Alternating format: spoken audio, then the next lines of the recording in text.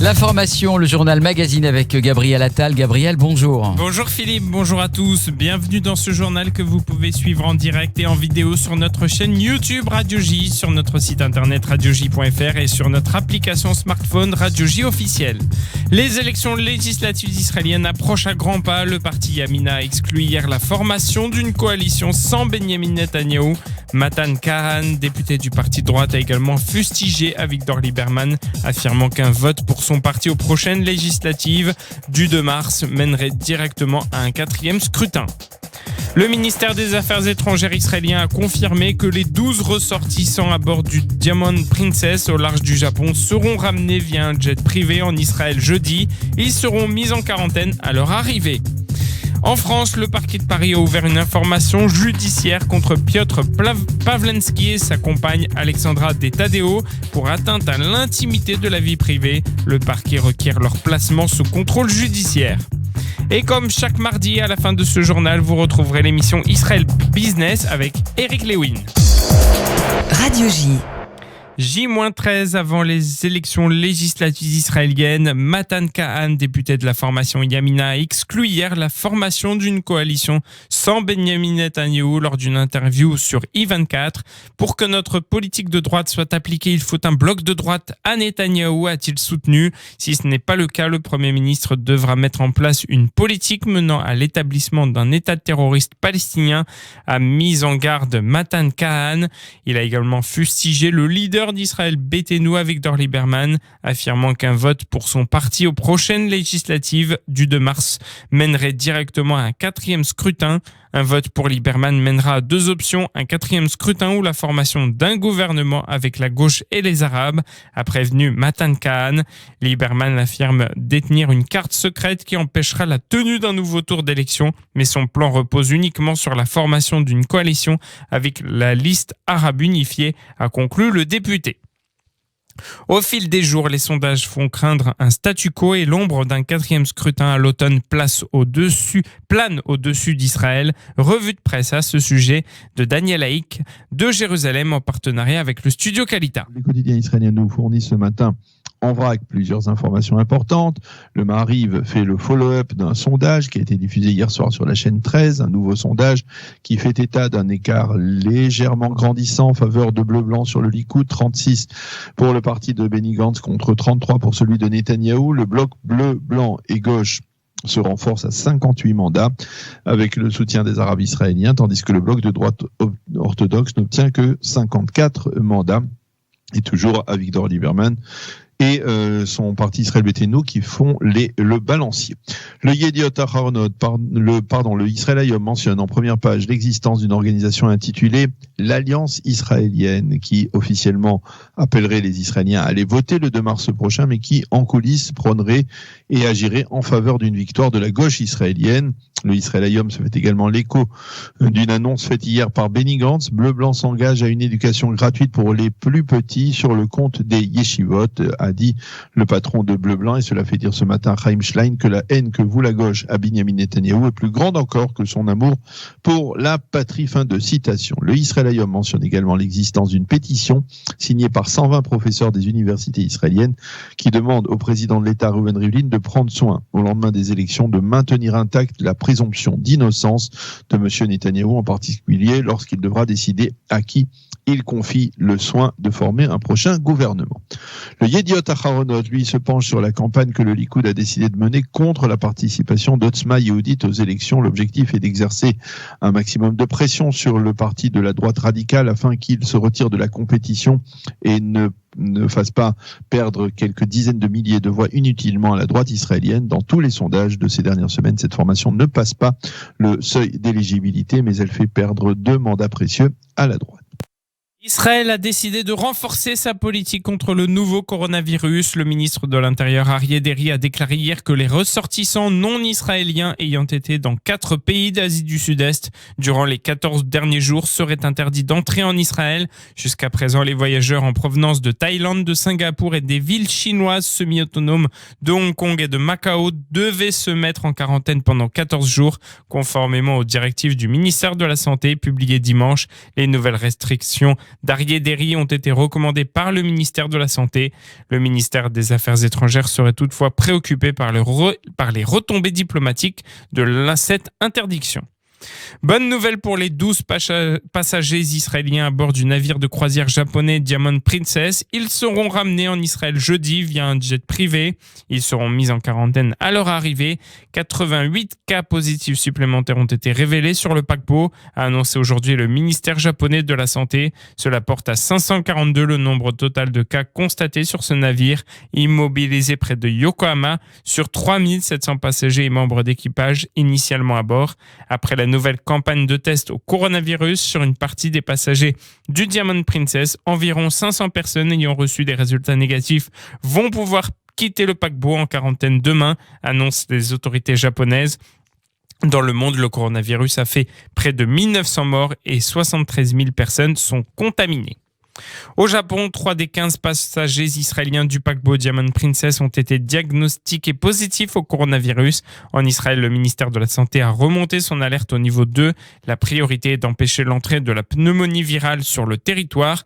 Les explications à Jérusalem de Pascal Sunshine. En Israël, la menace du coronavirus a provisoirement remplacé celle de l'Iran et de Gaza. Cela fait plus de 3 semaines que les médias suivent fébrilement l'évolution de l'épidémie dans le monde et que les autorités sanitaires multiplient les mesures pour prévenir l'arrivée de la pneumonie virale.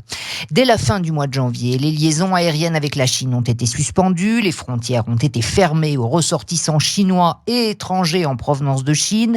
Les Israéliens, quant à eux, ont été autorisés à rentrer, mais ils ont dû aussitôt se mettre en condition de confinement à leur domicile pour une durée de 14 jours, temps d'incubation du virus. Dimanche, le ministère de la Santé a étendu la mesure de quarantaine à tous les Israéliens de retour de Thaïlande, de Singapour, de Hong Kong et de Macao, qui devront eux aussi se confiner chez eux durant 2 semaines. Pour les 15 passagers israéliens à bord du paquebot Diamond Princess, toujours immobilisés au port de Yokohama, la situation devient de plus en plus difficile. 3 d'entre eux ont été diagnostiqués positifs au virus et hospitalisés au Japon. Les 12 autres devraient être rapatriés jeudi en Israël et placés en isolement au centre hospitalier Shiba de Tel HaShomer. Aucune chance en revanche que les Israéliens contaminés soient ramenés en Israël, avec plus de 400 cas diagnostiqués sur les quelques 3000 passagers et membres d'équipage. Le navire de croisière est le principal foyer d'infection hors de Chine. Si Israël prend des mesures aussi drastiques pour contenir les risques de propagation du virus, c'est d'abord pour des raisons démographiques, avec plus de 60% de sa population concentrée dans la zone urbaine de la plaine côtière. L'entrée du Covid-19 sur le territoire risquerait de prendre rapidement des proportions incontrôlables. Reste que la prudence du ministère de la Santé, qui est en première ligne dans la gestion de la crise, fait grincer des dents chez les fonctionnaires du ministère des Affaires étrangères, qui doivent de leur côté gérer les frictions avec les pays concernés. Israël n'est pas équipé pour faire face à ce type de crise sanitaire et doit s'adapter au fur et à mesure, sachant que les hôpitaux seraient rapidement débordés en cas d'apparition du virus. Donc, tout est mis sur la prévention. Les médias diffusent des consignes de prudence et expliquent ce qu'il faut faire en cas de symptômes. Lundi, les policiers se sont vus distribuer des masques de protection à porter s'ils sont en contact avec des personnes présentant des symptômes du virus. À ce stade, les seuls véritables risques sont d'ordre économique. Les secteurs travaillant avec des entreprises chinoises ne ressentent pas encore réellement les effets du ralentissement d'activité de la Chine, sauf la compagnie aérienne El Al, qui doit encore réduire son trafic vers l'Asie et qui prévoit, comme d'autres transporteurs, une baisse de fréquentation supplémentaire sur l'ensemble de ses lignes. Alors, en attendant une réponse médicale à l'épidémie, 1 millier d'Israéliens ont prié dimanche au Kotel pour la santé de la Chine et la fin du virus. Et en vue des élections législatives du 2 mars, des urnes particulières seront mises à la disposition des Israéliens susceptibles d'avoir contracté le coronavirus et placés en quarantaine à leur domicile, a fait savoir hier la Commission centrale électorale. Les autorités ont donné leur approbation à l'avancement du projet controversé visant à construire une gare ferroviaire au cœur de la vieille ville de Jérusalem. Celle-ci permettrait le transfert de touristes directement de l'aéroport Ben Gurion au mur occidental, a déclaré hier le bureau du ministre des Transports, Bezalel Smotrich. Retour à présent sur les frappes attribuées à Israël dans la nuit de jeudi à vendredi dernier dans le secteur de l'aéroport de Damas en Syrie. Des images satellites publiées hier ont montré l'étendue des dommages causés lors de ces tirs aériens.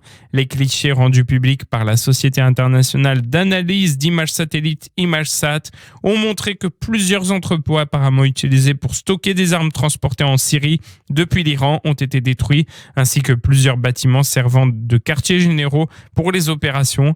Un hangar a également été touché, probablement emprunté pour stocker des munitions ou des missiles sol-air, selon la Société internationale d'analyse d'images satellites, ImageSat. Et Israël a identifié les premiers signes que l'Iran recalcule ses plans en Syrie, donnant à l'État hébreu l'occasion de passer de la défensive à l'offensive, a déclaré aujourd'hui le ministre de la Défense Naftali Bennett lors de la conférence New Tech. Pour nous, la Syrie n'est pas seulement une menace, mais aussi une opportunité. Ils envoient des forces là-bas et essaient de nous épuiser, mais nous pouvons faire de cet inconvénient un avantage, a poursuivi le numéro 1 de la liste Yamina. Nous avons des renseignements et une supériorité opérationnelle et nous disons clairement à l'Iran, sortez de Syrie, vous n'avez rien à chercher là-bas. Radio J, il est 14h12, on va marquer une courte pause et on revient dans un instant pour la suite du journal. 14h13, Radio J, la suite du journal magazine, Gabriel Attal. Oui Philippe, les ministres des Affaires étrangères de l'Union européenne réunis hier à Bruxelles pour évoquer notamment le plan de paix américain pour le Proche-Orient ont finalement reporté les discussions au 23 mars prochain. Le chef de la diplomatie de l'Union européenne, Josep Borrell, a indiqué avoir rendu compte de ses entretiens avec des responsables américains auprès des ministres de l'UE qui ont dit souhaiter tenir des discussions plus approfondies sur le sujet. Il y a 10 jours, Josep Borrell s'est rendu à Washington pour rencontrer le chef de la diplomatie américaine, Mike Pompeo, l'artisan du plan de paix, Jared Kushner, ainsi que Nancy Pelosi, présidente démocrate de la Chambre des représentants. Hier, Josep Borrell a par ailleurs refusé de répondre aux demandes de certains pays, dont l'Irlande, de prendre des mesures préventives qui décourageraient Israël d'annexer des territoires dans le cadre du plan de paix de Donald Trump. Il a admis cependant que l'Union européenne ne pouvait pas accepter l'annexion, ce qui, selon lui, contrevient au droit international. Et la tennis ont annoncé hier le lancement d'une initiative conjointe de 2 ans visant à utiliser les technologies intelligentes pour résoudre des problèmes municipaux communs. Une équipe composée de 10 membres de chaque ville recherchera des solutions aux problèmes urbains actuels et futurs dans les domaines de la santé, des infrastructures, des transports, de l'énergie et du tourisme. Le programme Elat Nice devrait être lancé fin février. Ensuite, les 2 équipes auront des entretiens mensuels afin de discuter de leurs progrès. En septembre 2020, les équipes se réuniront à Eilat pour présenter leurs propositions et les projets finaux seront présentés en 2021 à Nice. Aux Pays-Bas, l'instance de veille de l'antisémitisme de la communauté juive néerlandaise a enregistré le plus grand nombre d'incidents antisémites jamais observés au cours d'une année civile. Le groupe, le Centre d'information et de documentation sur Israël, ou CIDI, surveille l'antisémitisme aux Pays-Bas depuis environ 30 ans. Dans un rapport publié hier, ils ont réparti les 182 incidents de 2019, une augmentation de 35% par rapport à 2018, en 6 catégories, dont les abus en ligne et le vandalisme.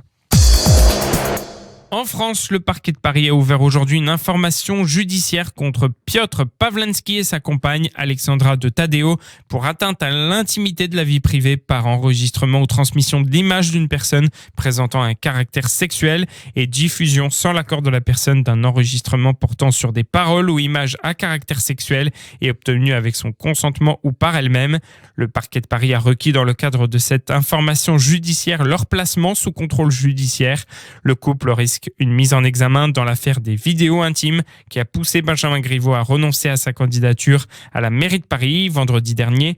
Lors de sa garde à vue, l'activiste russe Pawlenski a confirmé que c'était bien lui qui avait rendu public les vidéos à caractère sexuel de l'ancien porte-parole du gouvernement. Quant à elle, Alexandra de Taddeo nie avoir voulu rendre ces vidéos publiques. Elle reconnaît être la destinataire de ces vidéos et avoir entretenu avec Benjamin Griveaux pendant plusieurs mois une relation, mais elle jure qu'elle n'a jamais voulu rendre publiques ces images selon France TV. Cédric Villani, invité ce matin de l'émission 4 Vérités, présentée par Caroline Roux sur France 2, est revenu sur son échange téléphonique avec Agnès Buzyn d'hier, candidate La République En Marche à Paris. Le mathématicien député dans l'Essonne s'est réjoui d'avoir pu échanger avec l'ex-ministre de la Santé, pour qui il a du respect et de l'estime. Je suis ouvert, je discute avec les uns, avec les autres, de la même façon qu'un dialogue a aussi été engagé avec les Verts. Sur des grands enjeux parisiens. Je le dis depuis toujours, je le dis depuis longtemps, ma candidature continue en liberté, en indépendance, tout en étant ouverte à discussion avec les uns, avec les autres. Pourquoi discuter alors ? Pourquoi discuter, Cédric Villani ? Quels sont mes objectifs ? D'abord, le meilleur projet pour Paris. Changer le quotidien des Parisiens, changer la vision d'avenir pour Paris. Je ne me satisfais pas du bilan de l'équipe actuelle.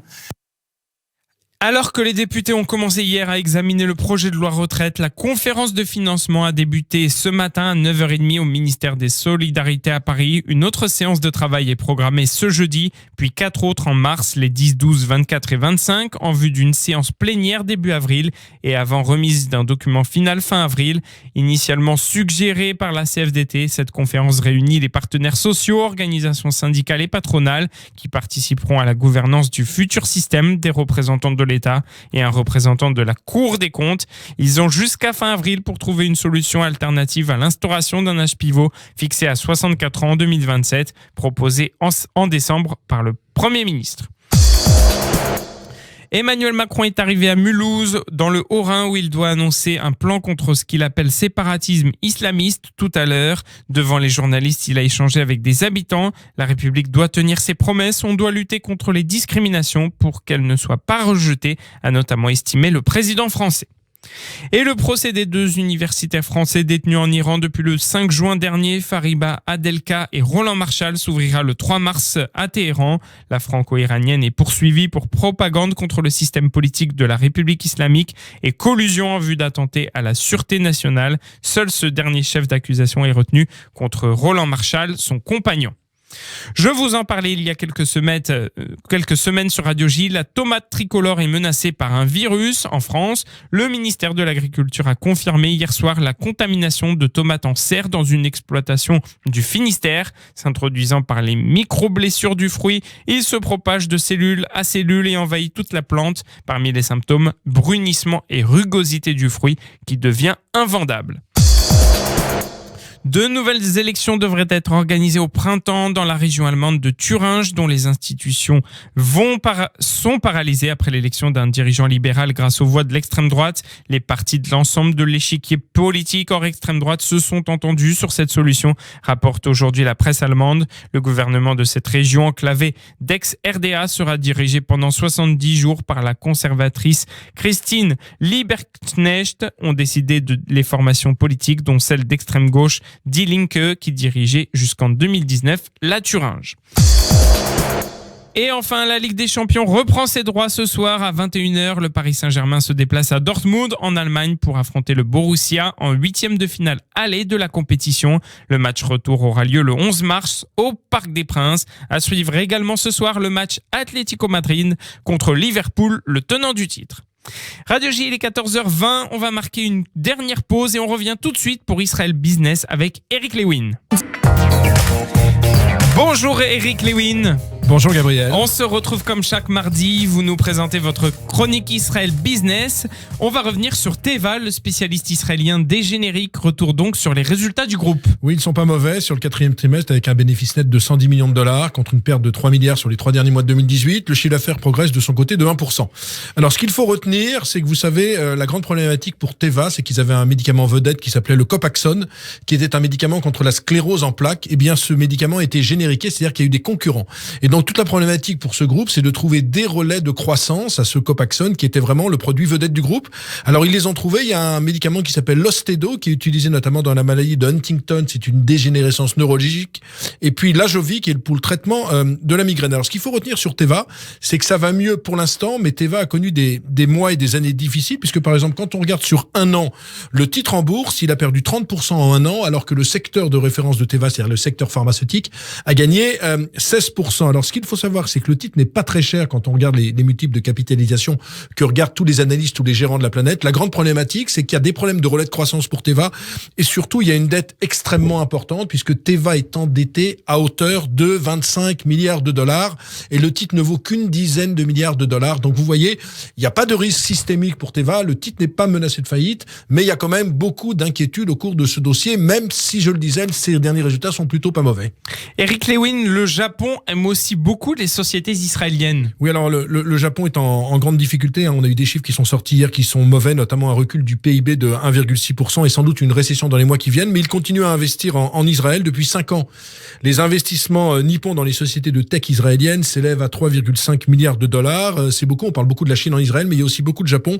Et la grosse opération date quand même de juillet 2017. C'était l'acquisition de Neuroderm, qui est un fabricant de médicaments israélien, par Mitsubishi Natabe Pharma, qui est de la branche de Mitsubishi, non pas dans l'automobile, mais celle-là, elle est dans les pharmacies. On va parler à présent de la Banque d'Israël. Elle fait tout pour enrayer la hausse du shekel. Oui, écoutez, juste avant de commencer cette chronique, j'ai encore regardé le shekel. Il est à 3,6970 contre l'euro. On est à un plus haut depuis 18 ans. Donc la grande problématique, c'est que depuis un an, le shekel a gagné plus de 10% contre l'euro, plus de 6% contre le dollar. Ça n'arrange pas du tout, non seulement, je le dis chaque semaine, les retraités israéliens, mais ça n'arrange pas du tout Israël parce que les exportations sont de plus en plus onéreuses. C'est-à-dire que les exportations sont de moins en moins compétitives. Alors, en général, dans ce cas de figure, que peut faire une banque centrale, comme la Banque d'Israël? Eh bien, ce qu'elle fait, c'est qu'elle a décidé d'acheter du dollar contre le shekel, c'est-à-dire qu'elle a décidé d'acheter du dollar afin de soutenir et afin de faire baisser le shekel. Ça n'a pas tellement marché pour l'instant. La Banque d'Israël a 130 milliards de réserves de change. Elle a acheté 6 milliards et demi au cours des 2 derniers mois, 3 milliards en janvier. La grande problématique, c'est est-ce qu'une telle politique a des chances de marcher? C'est pas sûr du tout, parce que quand on regarde les fondamentaux de l'économie israélienne, ils sont plutôt bons. On a une croissance supérieure à 3%. On a un taux de chômage entre 3 et 4%. Bref, on a le sentiment que les investisseurs préfèrent acheter du shekel que de l'euro ou du dollar. Et donc, on a le sentiment que même si la Banque d'Israël est à la manœuvre, même si elle essaye d'acheter de l'euro et du dollar contre le shekel, eh bien, c'est toujours le shekel qui continue à monter. Et c'est pour ça qu'on se retrouve actuellement à un plus haut depuis 18 ans contre l'euro. C'est difficile pour les touristes, ça va être difficile pour les retraités et on sent pas vraiment une mesure qui pourrait être importante pour faire baisser le shekel, parce qu'on a le sentiment qu'après le franc suisse, le shekel est sans doute la deuxième monnaie la plus forte au monde, mon cher Gabriel. Merci beaucoup Eric. À mardi prochain donc pour une nouvelle chronique Israël Business.